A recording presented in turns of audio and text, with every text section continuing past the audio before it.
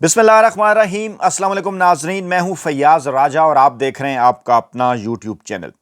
नाजरीन, पाकिस्तान में कुछ लोगों को शायद नवाज शरीफ से मुतल्लिक हुस्न ज़न था कि वो पाकिस्तानी आइन के कत्ल और उसकी बाकायदा तदफीन के मौके पर कहीं कतरा जाएंगे, गायब हो जाएंगे, कोई बहाना कर लेंगे, बिल्कुल उसी तरह जैसे वो अपने 30 साल पुराने रफ़ीक और दोस्त इरफान सिद्दीकी साहब की मौत, उनके इंतकाल के मौके पर कहीं कतरा गए, गायब हो गए। और लेकिन ये ना हो सका, उस मौके पर तो वो गायब रहे, लेकिन आज शर्मनाक एतराफ़ उन्होंने इस बात का पाकिस्तानी ऐवान के अंदर, ऐवान ज़ेरी के अंदर, कौमी असम्बली के अंदर आज जब 27वीं आइनी तरमीम, गैर आइनी तरमीम मंजूर की जा रही थी, तो इस मौके पे उन्होंने इस बात का बरमला एतराफ़ किया कि वो हमेशा से जनरल ज़ियाउल हक की मानवी औलाद थे, हैं और रहेंगे, और हमेशा से वो पाकिस्तानी इस्टेब्लिशमेंट की गोद में बैठकर इक़्तिदार में आते रहे हैं और आते रहेंगे। इसी तरह से पीपल्स पार्टी ने भी इस बात का सबूत दिया कि वो जनरल अयूब की मानवी औलाद हैं और हमेशा से पाकिस्तानी इस्टेब्लिशमेंट की गोद में बैठकर इक़्तिदार में आते रहे। आज इस तारीखी मौके के ऊपर जब इमरान खान साहब, पाकिस्तान तहरीक इंसाफ के रहनुमा इमरान खान, पाकिस्तान के मकबूल तरीन अवामी सियासी रहनुमा इमरान खान साहब की जानिब से पाकिस्तान की ताकतवर तरीन इस्टेब्लिशमेंट को एक नाकाबिले यकीन शिकस्त दी गई। जी हाँ, मैं इसे नाकाबिले यकीन शिकस्त इसलिए कहा करता हूं कि कुछ भी ना कर पाए वो इमरान खान साहब को 2 बरसों से ज़ायद अरसा तक जेल में रख के और बिल आखिर उन्हें आइन का कत्ले आम करना पड़ा। इस किस्म के आइन का कत्ले आम इससे पहले जनरल अयूब हों, जनरल ज़िया हों या जनरल मुशर्रफ हों, वो भी नहीं कर सके। और जब 70 की दहाई में पीपल्स पार्टी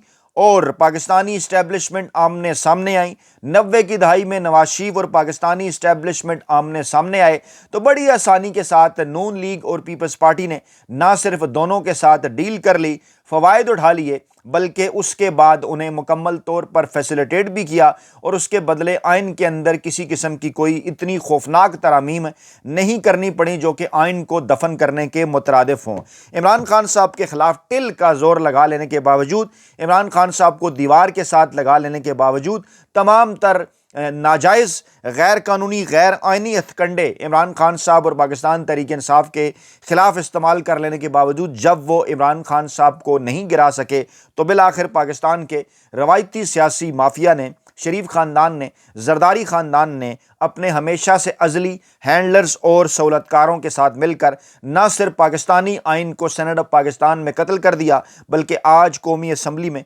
बाकायदा तौर पर आइन पाकिस्तान की तदफीन भी कर दी। और जो मामला इस दौरान इंतहाई अहम रहा, वो मामला ये था, इस अहम तरीन मौके के ऊपर, इस बल्कि ये कहा जाना है कि शर्मनाक तरीन मौके के ऊपर नवाज शरीफ की मौजूदगी। कल इस किस्म की बातें की जा रही थी कि शायद नवाज शरीफ इस मौके के ऊपर गायब हो जाएंगे, वोट क्योंकि हुकूमत के पास पूरे हैं, लेकिन यह कहा जा रहा था कि कल इसीलिए कौमी असम्बली से तरमीम मंजूर नहीं करवाई गई कि बड़े साहब का यह फरमान था, बड़े साहब की जानिब से इस बात का हुक्म था कि उन्हें हर सूरत में नवाज शरीफ का वोट चाहिए, उन्हें हर सूरत में नवाज शरीफ कौमी असम्बली के अंदर चाहिए, और वो ये देखना चाहते हैं कि वो शख्स जो कभी वोट को इज्जत दो का जाली नारा लगाया करता था, वो शख्स जो कभी जाली इनकलाबी बना करता था, हम ये बात साबित करना चाहते हैं कि वो हमेशा से पाकिस्तानी इस्टेब्लिशमेंट का, पाकिस्तान के ताकतवर हलकों का पिट्ठू था, वो जर्नैलों की मानवी औलाद था, है और रहेगा। और इस बात को साबित करने के लिए, इस बात का एतराफ़ करने के लिए आज नवाज शरीफ साहब कौमी असम्बली के अंदर पहुंचे और बनफ़्से नफीस उन्होंने 27वीं गैर आइनी तरमीम यानी आइन पाकिस्तान के कत्ल के मौके पर अपना वोट दिया, बाकायदा तौर पर उसके कत्ल में शिरकत की, बाकायदा तौर पर आइन पाकिस्तान की तदफीन की हरकत शिरकत की। और आज इरफान सिद्दीकी साहब के अहले खाना भी सोच रहे होंगे कि नवाज शरीफ साहब ने इरफान सिद्दीकी साहब की नमाज जनाजा के अंदर तो शिरकत नहीं की, इरफान सिद्दीकी साहब के मौत या इंतकाल का ऐलान करने के मौके पर तो वो मौजूद नहीं थे, बल्कि इस मौके पर उन्होंने उनकी मौत को छुपाए रखा ताकि सेनेट से इस आइन का बाकायदा तौर पर कत्ल किया जा सके, क्योंकि अगर ऐलान कर दिया जाता उनकी मौत का तो फिर सेनेट का इजलास कैंसिल करना पड़ सकता था, लेकिन ऊपर से हुक्म था कि यह सब कुछ आज ही आपने करना है। यकीनी तौर पर इरफान सिद्दीकी साहब के अहले खाना इस किस्म के पैगामात और इस किस्म का मैसेज जो उन्हें दिया गया, शायद इस वक्त पाकिस्तान के अंदर मौजूद उन बड़े एंकरों افسروں, ویلے کارمنگاروں اور ملازم صحافیوں تک بھی پہنچا پائیں, انہیں کہیں کہ وہ عبرت حاصل کریں, نشان عبرت پکڑیں اس ماحول سے, اس موقع سے کہ کس طرح سے نواز شریف اور نون لیگ کی سیاست کے اندر کوئی دل نہیں, اور وہ اپنے مال کے لیے, اپنی کھال کے لیے, اپنی آل کے لیے لاشوں کی سیاست کرتے رہے ہیں, اب بھی لاشوں کی سیاست کر رہے ہیں اور آگے بھی کرتے رہیں گے. اور اس موقع پر ان کے سامنے کسی انسانی جان کی کوئی اہمیت نہیں, کسی انسانی جان کے ساتھ ساتھ ان کے سامنے تو آئین پاکستان کی بھی کوئی اہمیت ہمیشہ سے نہیں تھی, اور آج یہ بات نواز شریف صاحب نے ثابت کر دی. لیکن اہم ترین موقع اور اہم ترین معاملہ یہ تھا کہ اس موقع پر اگر پاکستان کے اندر ایک مرد جری, ایک واحد شخص اگر ڈٹا ہوا ہے تو وہ صرف اور صرف عمران خان ہے. اور علامتی طور پر تھم نیل کے اندر بھی میں نے یہ بات واضح کرنے کی کوشش کی کہ کس طرح سے طاقتور حلقوں کے ساتھ مل کر نواز شریف آئین پاکستان کا قتل کر رہے ہیں, لیکن عمران خان صاحب اس موقع کے اوپر بھی ڈٹے ہوئے ہیں. انصاف کا ترازو ان کے ہاتھ میں ہے اور وہ اس بات کا اعلان کر رہے ہیں کہ پاکستانی عوام نے گھبرانا نہیں ہے, پاکستانی عوام نے مایوس نہیں ہونا, انشاءاللہ ایک دن ضرور حق اور سچ کی فتح ہوگی. اس وقت معاملہ کیا ہے اور تفصیلات جو ہیں وہ 27ویں غیر آئینی ترمیم کے حوالے سے ہم جب یہ سینٹ سے اس کو منظور کیا گیا اس وقت بھی آپ کے سامنے ہم رکھ چکے ہیں, لیکن اس وقت صورتحال یہ ہے, میں آپ کے سامنے جارج آرویل کی ایک بک ہے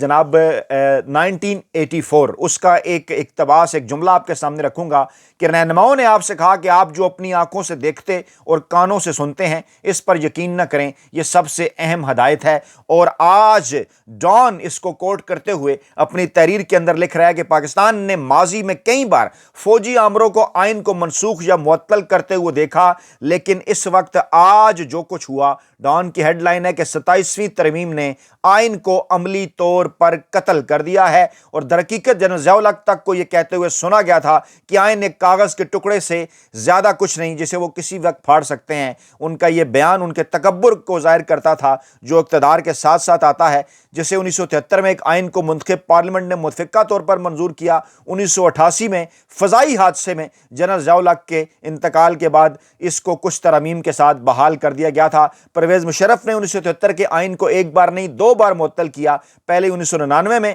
پھر 2007 میں. پہلے آئینی تحفظ حاصل کر لیا, بعد میں نہیں کر سکے, دوسری بار آئین معطلی کے کچھ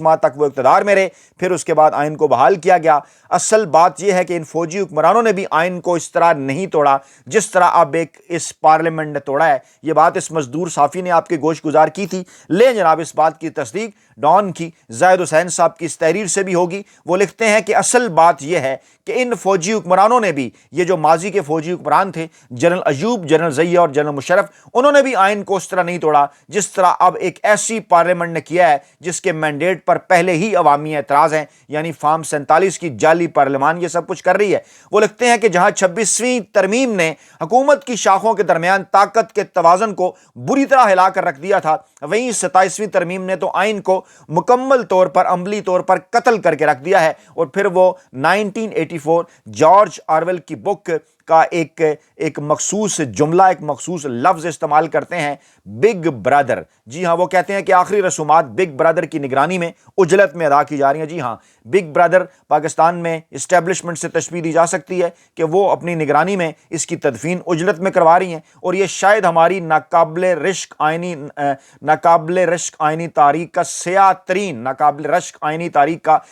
ترین لمحہ ہے. اور یہ کٹھ پتلی تماشے کی طرح ہے جہاں ایک کے بعد ایک قانون ساز ترمیم کی حمایت میں کھڑے ہو کر بولتا نظر آیا, حالانکہ اس معاملے پر شاید ان سے ان کی رائے ہی دریافت نہیں کی گئی ہوگی. جب ووٹ ڈالنے کا وقت آیا تو انہوں نے قانون کے مسودے کو پڑھے بغیر صرف ہاں کا نعرہ لگایا, اور اس ہاں کا نعرہ لگانے میں وہ شخص بھی شامل تھا جو 3 بار ملک کا وزیر اعظم بنا اور تینوں بار وہ پاکستانی اسٹیبلشمنٹ کی گود میں بیٹھ کے آیا, جعلی نعرہ لگایا, اور اس کے بعد پھر آئین پاکستان کا آج اس نے یہ حال کر دیا. جی ہاں, میرا اشارہ نواز شریف کی جانب ہے, اور جو انہیں اس میٹنگ کے دوران جو کچھ کہا گیا انہوں نے صرف وہی کیا جو جناب انہیں اوپر سے آرڈر کیا گیا تھا. ان میں سے کچھ جانے پہچانے چہرے بھی تھے جنہوں نے ماضی میں ضیاء الحق اور پرویز مشرف کی فوجی حکومتوں میں آئین میں تبدیلی کے حق میں بھی ووٹ دیا تھا, اور سینٹ میں ترمیم کی منظوری کے وقت جناب ووٹوں کی مطلوبہ تعداد اپوزیشن بینچز کے چند منحرف ارکان کو اپنی جانب منتقل کر کے اپنی جانب کر کے حاصل کیے گئے.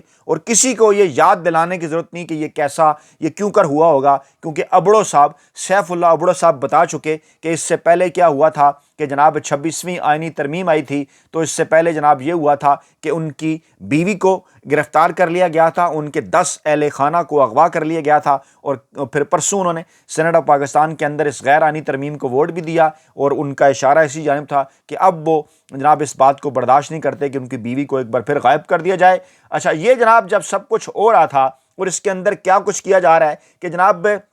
26ویں ترمیم کے بعد عدالتوں کے لیے جو تھوڑی بہت آزادی چھوڑی گئی تھی وہ بھی اب مکمل طور پر ختم ہو چکی ہے، بلکہ حکومت پر سویلین کنٹرول مکمل طور پر ختم ہو چکا ہے، اور نئی ترمیم قانونی طور پر ملک کے پراٹورین ریاست یعنی فوج کے زیر کنٹرول ریاست بننے کے اقدام کو تحفظ فراہم کرے گی۔ اور یہ کون کر رہا ہے؟ یہ نواز شریف کی نون لیگ کر رہی ہے، یہ ذوالفقار علی بھٹو کی پیپلز پارٹی کر رہی ہے۔ میں بار بار یہ بات کرتا ہوں کہ چاہے پیپلز پارٹی ہو یا چاہے نون لیگ، چاہے زلفی بھٹو ہوں یا چاہے نواز شریف، یہ کبھی حقیقی سیاستدان تھے ہی نہیں، ان کی سیاسی جماعتیں کبھی حقیقی سیاسی جماعتیں تھی نہیں۔ یہ تاریخ ہے، یہ کسی قسم کا کوئی جذباتی نعرہ فیاض راجہ آپ کے سامنے نہیں رکھ رہا، یہ تاریخ ہے کہ جنرل ایوب جس کو ڈیڈی کہا کرتے تھے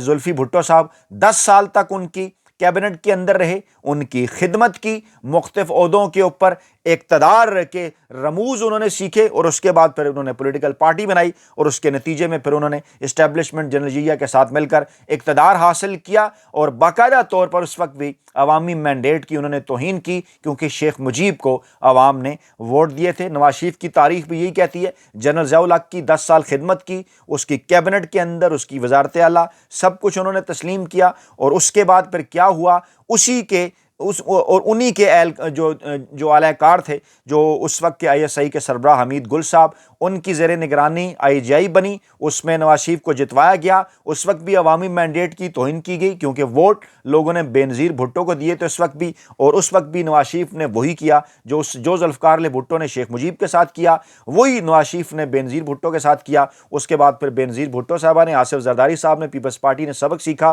انہوں نے بھی کہا کہ ہمیں بھی بالکل وہی کرنا چاہیے جو ہمارے مخالفین کرتے ہیں، اور پھر آگے چل کر نواز شریف ہوں یا پاکستان پیپلز پارٹی ہوں، ہمیشہ سے وہ پاکستانی اسٹیبلشمنٹ کے ساتھ مل کر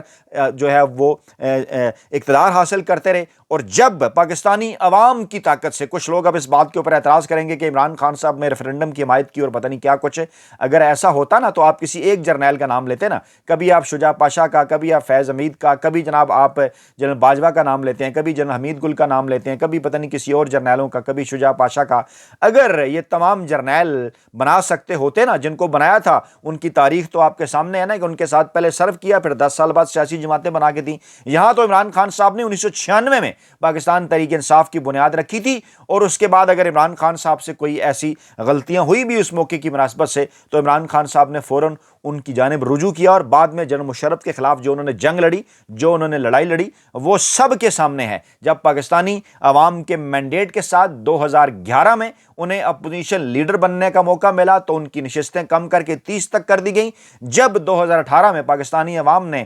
2013 کے الیکشن میں جب عمران خان صاحب اپوزیشن لیڈر بن رہے تھے، ان کی نشستیں کم کر کے 30 کر دی گئیں۔ جب 2018 میں عمران خان صاحب کو پاکستانی عوام نے 2/3 اکثریت دی تو جناب ان سے 2/3 اکثریت چھین کر ان کو بیساکھیاں دی گئیں، کاف لیگ کی ہوں، باپ کی ہوں، ایم کے ایم کی ہوں، دیگر سیاسی جماعتوں کی۔ اور جب 2024 میں پاکستانی عوام نے عمران خان صاحب کو 2/3 اکثریت دی تو آپ نے وہ 2/3 اکثریت چھین کر یہ فارم 47 کی چنتخب حکومت پاکستانی عوام کے اوپر مسلط کر دی۔ تو بڑا فرق ہے جناب، تینوں یہ جو سیاسی جماعتیں ہیں اور تینوں سیاستدانوں کی تاریخ میں بڑا فرق ہے، اور بلا شبہ آج کے اس عمل نے یہ بات ثابت کر دی ہے کہ وہ کام جو کہ پیپلز پارٹی 70 کی دہائی میں جو ہے اس وقت کی اسٹیبلشمنٹ کے ساتھ نہ کر سکی، وہ کام جو 90 کی دہائی میں نون لیگ اس وقت کی اسٹیبلشمنٹ کے ساتھ نہ کر سکی، وہ کام عمران خان صاحب نے اللہ تعالیٰ کی مدد اور نصرت کے ساتھ، پاکستانی عوام کی حمایت کے ساتھ آج کر دکھایا ہے، اور بالکل آل آؤٹ جانا پڑا۔ پاکستان کے طاقتور حلقوں کو، پاکستان کے روایتی سیاسی مافیا کو، کیونکہ عمران خان صاحب نے کسی بھی قسم کی ڈیل کرنے،